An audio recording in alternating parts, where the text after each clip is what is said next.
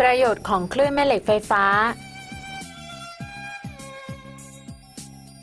แสงขาวเกี่ยวข้องกับการมองเห็นและสามารถนำแสงเลเซอร์มาใช้ประโยชน์ในทางการแพทย์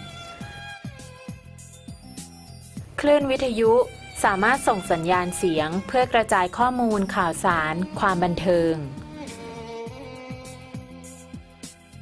คลื่นโทรทัศน์และคลื่นไมโครเวฟใช้ในการสื่อสารโทรคมนาคมใช้เป็นแหล่งกำเนิดความร้อน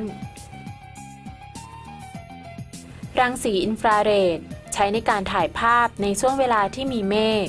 ใช้เป็นอุปกรณ์รีโมทต่างๆใช้ในการตรวจสอบธนบัตรรังสีอัลตราไวโอเลตใช้ประโยชน์ในการตรวจสอบธนบัตร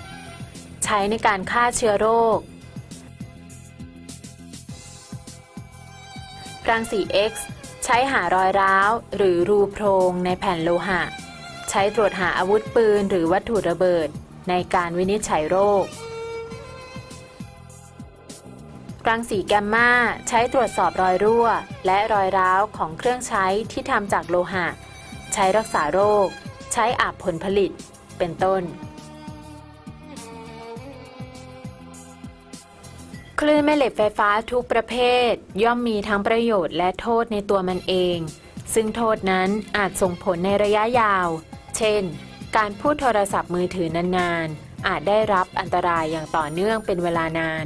ก็สามารถกระทบต่อระบบควบคุมในสมองมนุษย์ทำให้เกิดอาการต่างๆได้แก่อาการปวดหัวคลื่นไส้อาเจียนและอีกมากมาย